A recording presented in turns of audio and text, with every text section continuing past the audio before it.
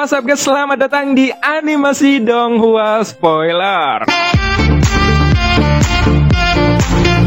Oke, bagi teman-teman yang baru join atau baru bergabung, jangan lupa klik tombol like-nya dan tombol subscribe-nya ya, jangan lupa. Oke, sebelum kita memulai video ini, kita jangan lupa untuk seruput kopinya, kencangkan sabuk pengaman, mari kita mulai.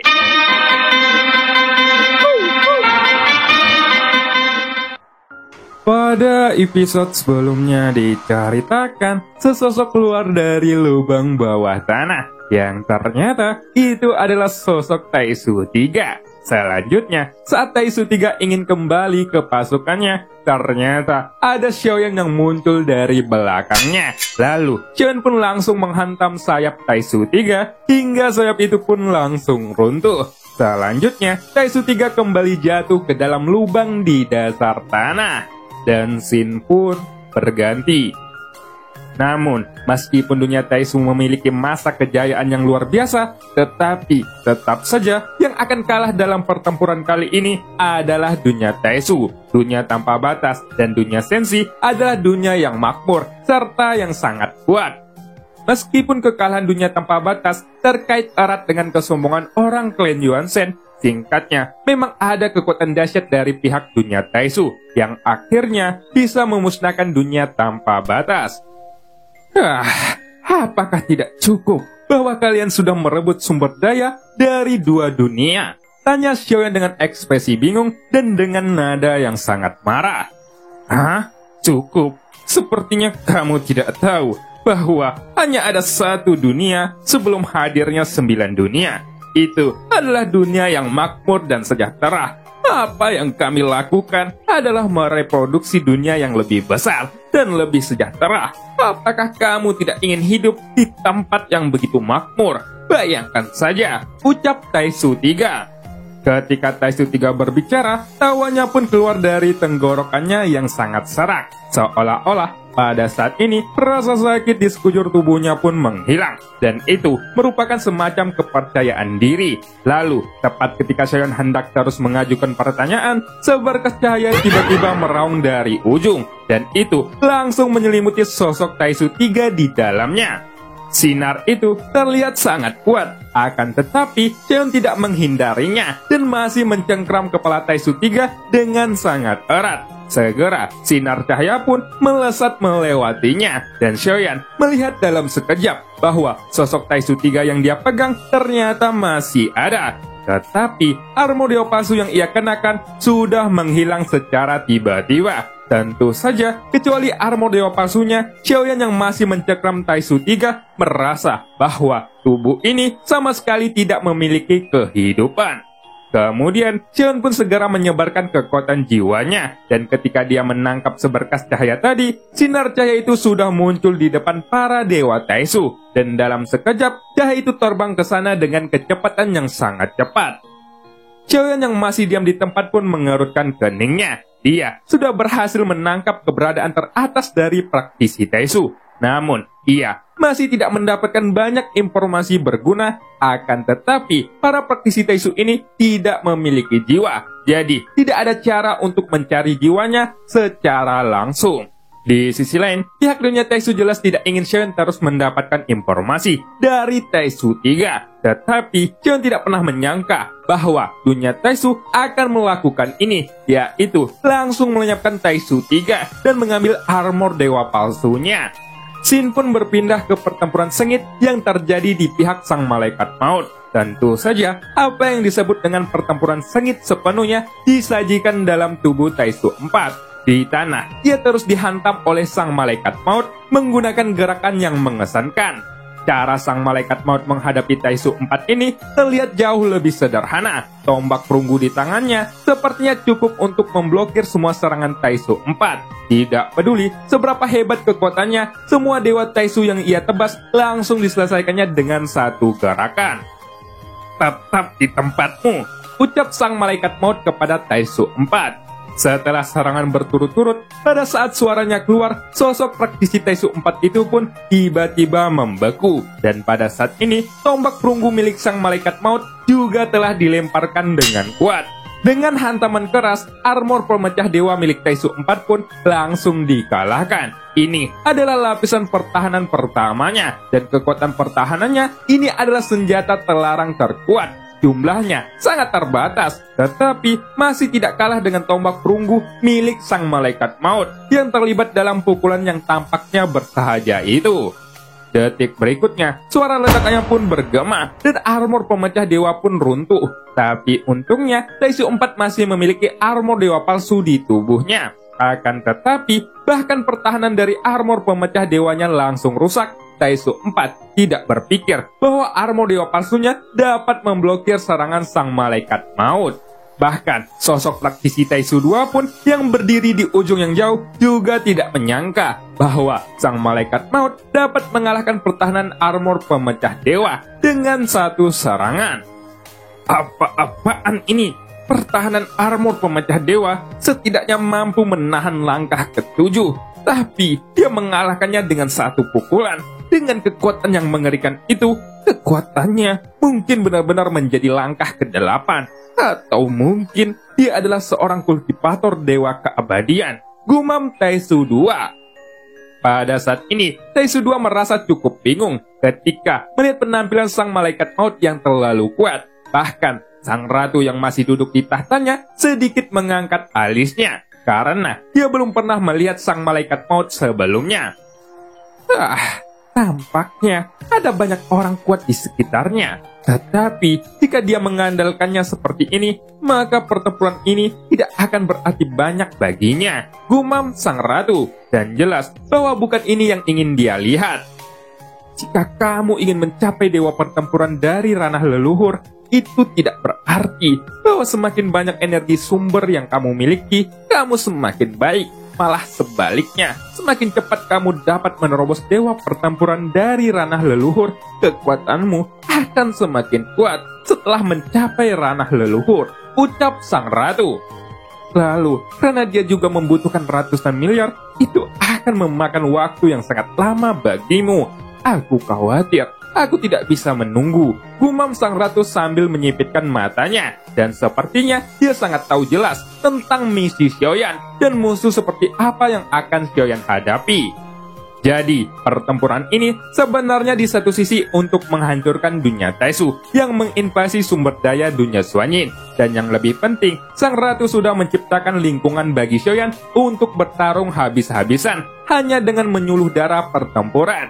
Xiaoyan akan lebih cepat untuk menerobos ke ranah leluhur dewa pertempuran. Bertarung adalah cara tercepat untuk berlatih, dan sang ratu juga sudah memberitahu Xiaoyan sejak dia datang ke dunia Xuanyin ini. Dengan perkembangan situasi pertempuran, keuntungan dari pasukan yang menyala-nyala itu berangsur-angsur menurun. Karena pasukan dunia Taisu itu terus-menerus mengisi ulang kekuatan, dan dalam situasi ini hampir tanpa konsumsi seperti itu, kerugiannya tidak bisa dihindari. Jadi, sekarang strategi dunia Taisu juga sangat sederhana, yaitu menunda pertempuran. Mereka terus-menerus menghabiskan pasukan yang menyala-nyala, dan pasukan yang berkobar itu tidak dapat diisi ulang untuk tepat waktu. Jadi, semakin lama penundaannya, semakin besar konsumsinya. Sementara itu, tatapan Xiaoyan beralih ke medan perang di ujung yang jauh. Dia melihat pasukan yang berkobar berjuang untuk bertarung, dan dia juga melihat para prajurit pemberani serta tak kenal takut yang tewas dalam pertempuran. Pada saat ini, mata Xiaoyan beralih pada 4 monster raksasa dunia Taisu miliknya di belakang. Meskipun Xiaoyan tidak tahu bagaimana menyisihkan 4 monster raksasa ini, sosok mereka bukanlah benda yang mati, dan setiap monster raksasa ini mengandung energi yang sangat melimpah. Hanya saja, energi dari monster dunia Taisu ini tidak dapat langsung disuplai ke pasukan yang berkobar. Xiaoyan pun sedikit mengerutkan dahinya dan berpikir tentang bagaimana membantu pasukan yang berkobar.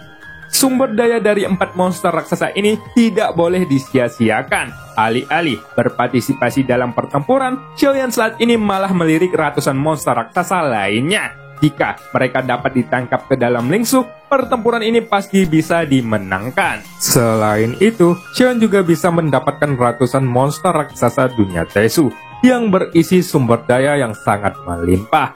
Hanya saja, sekali Xiaoyan bergerak, dirinya pasti akan dihadang oleh praktisi Taisu. Lagi pula, jika terlihat bahwa dunia Taisu sangat mementingkan kehadiran monster raksasa tersebut, dan dia tidak akan pernah diberikan kesempatan. Sambil berpikir, tatapan Xiaoyan sedikit menyipit, dan dia tiba-tiba mengangkat kepalanya untuk menatap monster raksasa. Dan sepertinya dia akhirnya menyadari bahwa dirinya sudah membuat beberapa kesalahan dalam pemikiran. Dengan kekuatannya saat ini, dalam peperangan tidak peduli apa yang Xiaoyan lakukan, itu tidak dapat benar-benar mengubah situasi pertempuran. Tampaknya, Xiaoyan sudah menganggap dirinya sendiri sebagai penyelamat sejak awal, yang padahal jika dia menggerakkan seluruh kekuatannya, tidak mungkin menjadi penyelamat sekarang. Pertempuran ini diatur oleh sang ratu sejak awal. Dia pasti memiliki tindakan balasan untuk apa yang sudah dia gunakan. Tapi sekarang, tampaknya momentum pasukan yang berkobar sudah dihancurkan oleh dunia Taisu. Tapi, jika dikalahkan, mengapa dia terburu-buru untuk berperang? Gumam Xiaoyan di dalam hatinya. Memikirkan hal ini, mata Xiaoyan tiba-tiba menunjukkan cahaya terang. Karena dia tahu bahwa semua yang diatur oleh sang ratu dari awal sampai akhir berputar-putar di sekelilingnya. Apakah mungkin sang ratu mempersiapkan pertempuran ini untukku? Gumam Xiaoyan yang baru menyadarinya sekarang. Tentu saja mungkin sedikit egois untuk berpikir seperti itu. Tapi itu sepenuhnya sejalan dengan gaya serta tindakan sang ratu. Segera, Xiaoyan pun menatap sosok sang ratu hanya untuk menyadari bahwa mata sang ratu yang berada di ujung juga telah terkunci padanya. Melihat pemandangan yang diberikan sang ratu kepadanya, Xiaoyan sepertinya mengerti sesuatu. Sorot mata sang ratu yang tegas dan dapat diandalkan, seolah-olah dia menyuruh Xiaoyan untuk tidak merasa takut. Kemudian, sang ratu dengan ringan menepuk kepalanya, dan pada saat ini Xiaoyan menjadi sangat yakin akan tebakannya. Pertempuran ini diatur oleh sang ratu untuknya. Yang ia inginkan adalah agar Xiaoyan mengalami pertempuran secara langsung. Tentu saja, yang paling penting adalah sang ratu berharap bahwa Xiaoyan bisa mendapatkan wawasan dalam pertempuran dan berhasil menerobos ke ranah leluhur dewa pertempuran. Hingga sampai peperangan kali ini, ketika Xiaoyan bertempur dengan pasukan Taisu secara langsung, itu juga merupakan pengalaman yang sangat berharga baginya, yang di masa depan dia akan menghadapi dunia Taisu di dunia Senshi. Dari awal hingga sekarang, sang ratu tidak terlihat ikut serta di dalam perjalanan Xiaoyan di dunia Xuanyin ini. Tetapi, Xiaoyan mengerti bahwa itu hanyalah pengaturan diam-diam yang dia rencanakan untuk membuatnya lebih kuat. Dalam masalah ini, sang ratu berencana untuk menyelesaikan sesuatu seperti sebuah kebetulan. Dan ketika memikirkan hal ini, Xiaoyan tidak bisa membantu, tetapi diam-diam menghela napas panjang. Aku tidak menyangka bahwa istri dewa tertinggi itu akan melakukan sesuatu yang luar biasa. Gumam Xiaoyan. Masalahnya telah sampai pada titik ini, karena pertempuran ini juga merupakan berkah yang diberikan kepadanya oleh sang ratu. Jadi, apa yang seharusnya dilakukan oleh Xiaoyan adalah mengikuti arus dan berjalan selangkah demi selangkah, sesuai dengan jalan yang sudah diberikan kepadanya dari sang ratu. 40 miliar sumber energi yang ada di lautan bintangnya tidak akan menipu orang lain. Jadi, Xiaoyan tahu bahwa karena sang ratu sudah mempersiapkan pertempuran ini untuknya dengan segala cara, itu pasti akan sangat efektif untuk membantunya dalam meningkatkan kekuatan. Adapun sang malaikat kematian yang sedang bertarung di sampingnya, saat ini dia sudah menghancurkan Taisu 4, dan sosok Taisu 4 sudah mati dengan kematian yang menyedihkan. Diperkirakan, dia tidak akan pernah banyak berbicara di kehidupan selanjutnya. Jika tidak, dia tidak akan menyebabkan bencana yang fatal seperti yang dilakukannya saat ini. 417 orang. Tidak buruk, gumam malaikat kematian sambil menganggukkan kepalanya. Setelah membunuh Taisu 4, sebuah angka keluar dari mulut si malaikat kematian. Namun, setelah membunuh orang sebanyak itu, sosoknya tidak berhenti sama sekali, tetapi terus terbang ke pasukan Taisu yang lainnya. Sementara itu, Xiaoyan memandangi apa yang dilakukan si malaikat kematian ini, dan juga dia menyadari arti perang dari tindakannya itu, yaitu daripada menghabisi semua organ musuhnya, lebih baik membunuh mereka hingga sungai darah membanjiri seluruh medan perang. Itu berarti bahwa hanya dengan membunuh, masalah bisa diselesaikan di dalam peperangan. Dan inilah arti perang yang didapatkan dari tindakan si malaikat kematian. Orang-orang tidak akan diberi waktu untuk menyesuaikan diri mereka di dalam peperangan. Jadi, mereka harus belajar bertahan hidup di dalamnya, yang juga merupakan sebuah pengetahuan. Apa yang paling kurang dari Shoyan sekarang adalah bagaimana menghadapi sebuah perperangan antar dunia. Tentu saja, yang lebih penting adalah bagaimana bertahan hidup di dalam perang itu sendiri. Setelah memahami beberapa aspek dari sang ratu dan juga malaikat kematian, Shoyan pun mulai bersiap untuk memasuki medan perang yang sesungguhnya. Dia mengencangkan kelima jarinya dan memegang penguasa berat di telapak tangannya. Kali ini, dia tidak perlu khawatir tentang keagungan dari 40 miliar sumber energi yang ada di tubuhnya. Di dalam situasi saat ini, yang paling dikhawatirkan oleh Shoyan adalah kekuatan dewa iblis di tubuhnya, atau yang sering kita sebut sebagai teknik pembentukan kehidupan, yang ternyata teknik itu mempunyai cooldown yang lumayan lama. Artinya, selama tahap pemulihan dari teknik pembentukan kehidupan, Shoyan tidak memiliki cara untuk bergabung dengan avatarnya, sehingga jika dia hanya mengandalkan kekuatan dewanya, dia tidak akan memenuhi syarat untuk berpartisipasi dalam pertempuran semacam ini. Untungnya, Shoyan menemukan armor dewa palsu yang bisa digunakan menggunakan avatar Taisu-nya. Mungkin karena bayangan Taisu ini sangat lama, sehingga jika Shoyan menggabungkan tubuhnya dengan bayangan itu, dampak yang disebabkan tidak terlalu besar. Pada saat ini, tatapan Shoyan sudah menyapu ke arah medan perang. Itu karena dia berada di tepi pertempuran dari awal hingga saat ini. Di area itu, ada malaikat kematian yang masih menggila, sehingga tidak ada prajurit Taisu yang berani mendekatinya dengan mudah. Kali ini, tidak ada yang ditargetkan oleh Shoyan, jadi dia hanya menggerakkan tubuhnya dan sayap dewanya langsung memadat di belakangnya, di mana hal itu memicu sebuah gelombang energi yang menyapu ke medan perang. Dalam masalah ini, kelemahan dari armor dewa palsu sebenarnya sudah sangat jelas, yaitu adanya kristal merah di bagian dada yang mengandung kekuatan keabadian, sehingga jika Shoyan bisa menghancurkannya, dia akan dengan mudah mengalahkan praktisi Taisu. Hanya saja, benda itu mempunyai pertahanan yang kokoh, jadi tetap akan sulit untuk menghancurkannya secara langsung. Tak lama kemudian, Shoyan pun melesat dan memasuki medan pertempuran. Kali ini, dia tidak punya pilihan, tetapi mulai bertarung berdasarkan prinsip kedekatan, di mana dia akan menghabisi prajurit Taisu yang paling dekat dengannya. Kebanyakan praktisi Taisu yang ditemui Shoyan mengenakan armor dewa palsu generasi pertama ataupun kedua, dan hanya ada 2 kristal merah yang ada di dada mereka, sehingga pertahanan yang bisa ditampilkan tidak akan menghambat Shoyan saat ini. Penguasa barat di tangan Shoyan sudah terbungkus dengan api, dan benda itu dihantamkan ke arah kepala mereka dalam sekejap. Shoyan secara sadar tidak menyerang kristal merah di dada mereka. Itu karena dia berencana untuk mengambil armor dewa palsunya setelah membunuh mereka. Shoyan dengan sengaja tidak menghancurkan armor yang mereka kenakan. Dia dengan cepat membunuh puluhan orang Taisu di medan perang, dan setiap gerakan Shoyan dengan cepat diikuti oleh pejuang Taisu yang lebih kuat. Apakah kalian ingin menjadi sasaranku? Ucap Shoyan yang sambil menyeringai. Shoyan merasakan angin bertiup dari segala arah. Saat dia akan mengamuk, kekuatan jiwa ranah domainnya hampir dapat dengan jelas memahami musuh dari jarak dekat ataupun jauh di medan perang. Dan dia bahkan dapat dengan jelas merasakan hawa permusuhan dari sekitarnya. Sekarang ada 5 prajurit Taisu yang menyerang Shoyan. Mereka jelas berniat untuk membunuh Shoyan melalui pengepungan dan juga penindasan. Tetapi sosok Shoyan tidak berhenti sama sekali. Dia bergerak melintasi medan perang dengan kecepatan yang sangat cepat. Melihat tindakan ini, mereka berlima sepertinya merasa tersinggung, sehingga mereka segera melesat dengan cepat untuk melakukan pengejaran pada sosok Shoyan. Di sisi lain, sosok Shoyan dengan cepat menghilang di dalam pengejaran 5 orang itu. Tetapi, ketika mereka kebingungan mencari Shoyan, tiba-tiba penguasa barat menusuk salah satu dari mereka, dan itu langsung menembus perutnya dengan keras.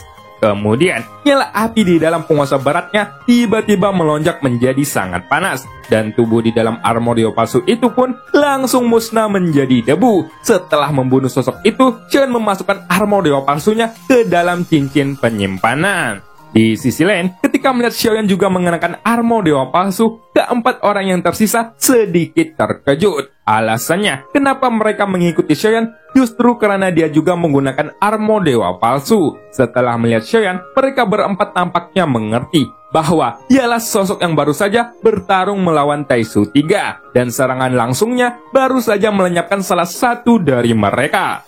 Sangat jelas bahwa kekuatan Xiaoyan bukanlah sesuatu yang bisa mereka lawan. Meskipun mereka menang dalam hal jumlah, mereka menyadari hal ini. Mereka berempat pun segera melarikan diri ke segala arah, dan Xiaoyan sedikit tersenyum dingin ketika melihat mereka.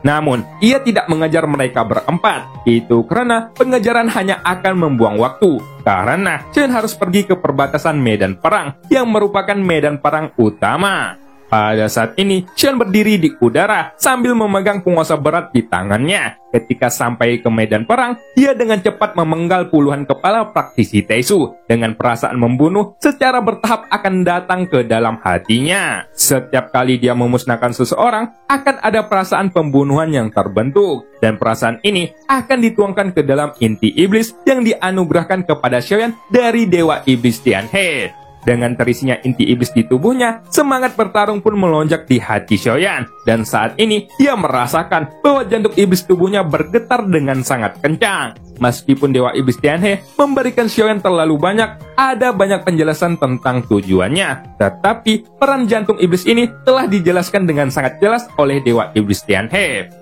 Jantung iblis itu dapat membuat Xiaoyan semakin kuat saat dia bertarung. Yang mana semakin banyak dia bertarung, maka kekuatan tempurnya akan menjadi semakin kuat. Tidak hanya itu, Xiaoyan belajar tentang dewa pertempuran di ranah leluhur. Dan sampai pada akhirnya, dia bertempur melawan dunia Taisu. Dan cerita pun berakhir. Sampai jumpa di episode selanjutnya. Beli ikan selangat, ketimpa pohon kedondong. Tetap semangat yang mantengin channel Andongs.